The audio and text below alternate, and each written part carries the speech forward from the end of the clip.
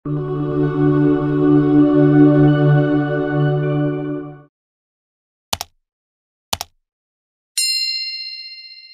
mulai dengan cepat. Al-awwal, yang pertama. Ya, tolong nanti para orang tua dituliskan, dicek anak-anaknya saat sekolah. Kita yang belajar nomor 1 ini coba cek kembali ya. Al-awwal, yang pertama, an yutahhira qalbahu min kulli ghashyin wa danasin wa ghillin wa hasadin wa su'i aqidatin wa su'i khuluqin. An yutahhira qalbahu, hendaknya seorang penuntut ilmu itu memulai dengan menyucikan hatinya. Awas, kalau membersihkan yang luar itu disebut dengan nadhafah. Nadhafa yunadhifu, membersihkan yang luar. Misal cuci baju ini supaya bersih. Setelah dicuci bersih, hilang kotorannya, maka orang Arab mengatakan thawbuka nadhif, bajumu bersih. Tapi kalau kita ingin membersihkan yang di dalam, yang tidak tampak keluar, ya, tidak tampak keluar, itu katanya terambil dari kata taharah namanya. Jelas? Ada urid an utahhira qalbi, saya ingin membersihkan bagian hatiku, tak nampak keluar. Gak ada orang mengatakan unadhifa qalbi, maka artinya hatinya keluarin dulu, cuci di luar ya. Taharah itu membersihkan bagian dalamnya. Wudu, kenapa disifati dengan taharah? Karena wudu itu walaupun membasuh yang di luar, pada hakikatnya membersihkan fungsinya dari dalam ya. Anda kalau baca Quran surah kelima Al-Maidah di ayat yang ke-6, ya ayyuhalladzina amanu idza qumtum ilas salati faghsilu wujuhakum, terus sampai ke bawah tentang wudu, itu ujungnya disebutkan liyutahhirakum, untuk memberikan taharah pada dirimu. Jadi wudu yang benar itu bukan sekedar wajahnya dibasuh, tangan sampai siku, kotoran fisiknya keluar, bukan sekedar itu. Kalau Anda baca hadis Muslim, di hadis Muslim Nabi menegaskan, bersamaan dengan Anda membasuh organ tubuh dalam wudu itu, dengan jatuhnya air membawa kotoran fisik, jatuh pula dosa-dosa keburukan yang melekat pada organ tubuh itu. Itulah wudu. Karena itu disebut juga dengan taharah, bima'nal husnu, sesuatu yang baik yang melahirkan ibadah. Jadi ketika membasuh wajah, bukan sekedar wajah yang dibasuh, fungsi yang melekat pada wajah ini berubah menjadi lebih baik, yang kotornya hilang. Di wajah kan ada mata, di wajah ada lisan, di wajah ada hidung. Jadi kalau orang wudunya benar, itu bukan sekedar raf'al hadathi, menghilangkan yang kotor di wajah, bukan, tapi juga raf'adz dzambi wadzunubi, menghilangkan kotoran dosa, noda-noda yang tak tampak di lisan, di mata, di hidung. Jadi kalau orang wudunya benar itu, matanya nggak lihat maksiat lagi, ada cahaya di matanya. Lisannya nggak bicara yang kotor lagi, keluar kotorannya ya, mengalir dengan kotoran fisiknya. Itu bahasa Nabi. Makanya selesai kita wudu, kita doa kan? Apa doanya? Asyhadu an la ilaha illallah wa asyhadu anna Muhammadan sallallahu alaihi wasallam. Kemudian Allahumma ja'alni minat tawabin waj'alni minal mutatahhirin waj'alni min ibadikas sholihin.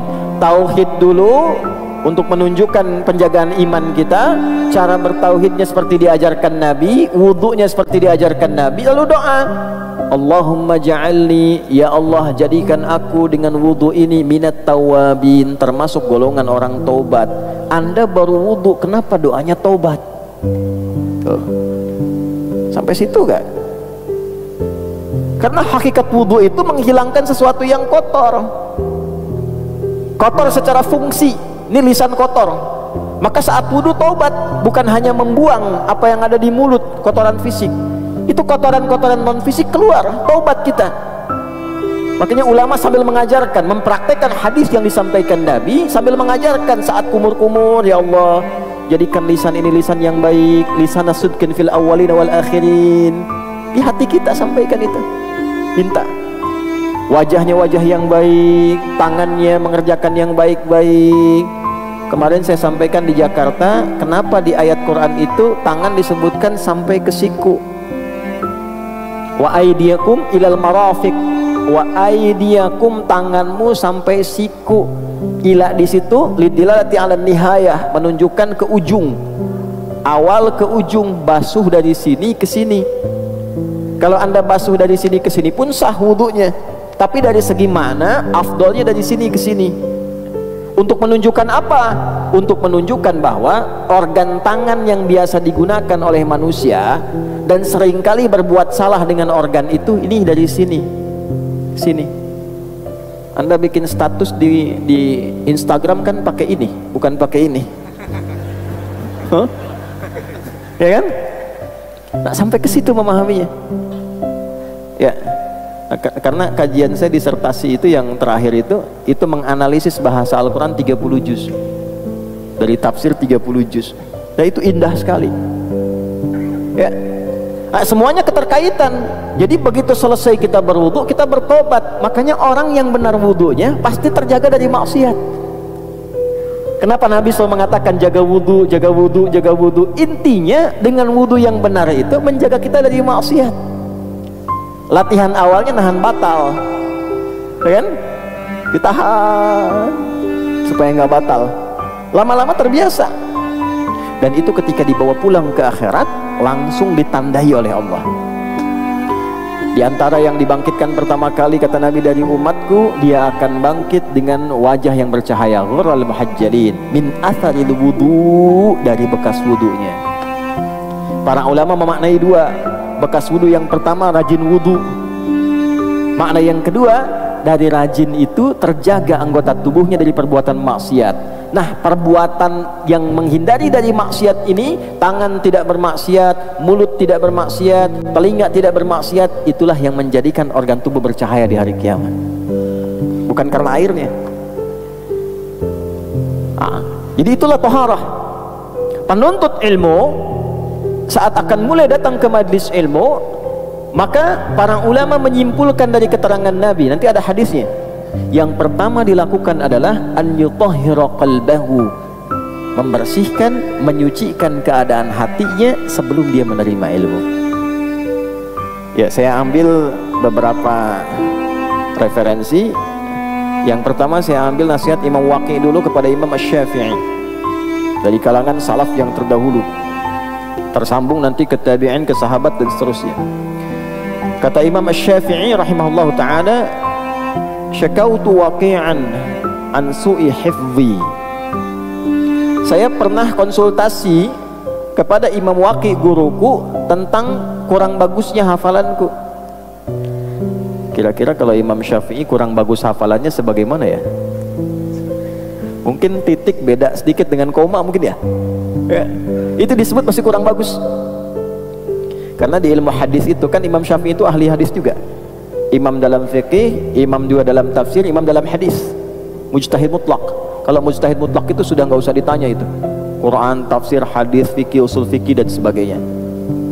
Ya, di ilmu hadis itu kalau ada lupa sedikit aja, nanti turun kualitasnya.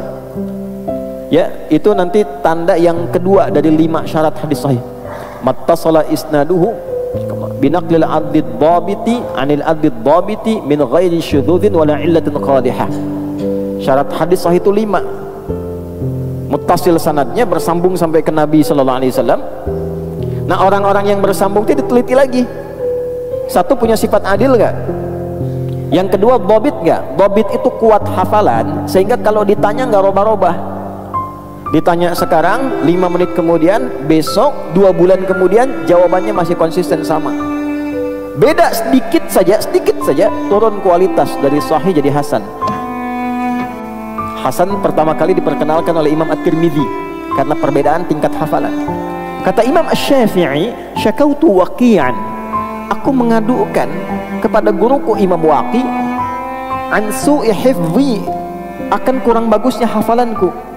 Fanasahani an atrukal ma'asi bima ma'na, maka beliau menasihati aku agar berusaha terus meninggalkan maksiat.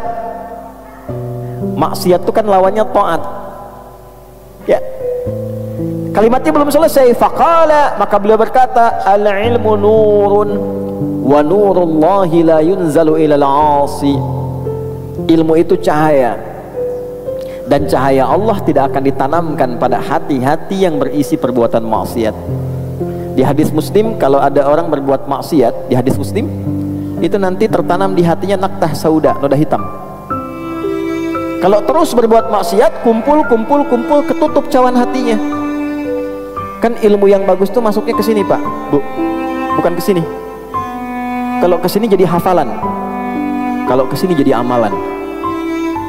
Kalau ke sini Anda hanya akan pandai berdebat. Kalau ke sini Anda akan pandai mencari hikmah untuk mencari kebenaran. Ke sini pembenaran, ke sini kebenaran. Nah, kalau hatinya tertutup seperti ini, subhanallah, ini. Jadi mau dimasukkan apa aja susah, balik. Nah, cahaya Allah itu tidak akan sampai ke hati orang-orang yang dipenuhi kotoran maksiat.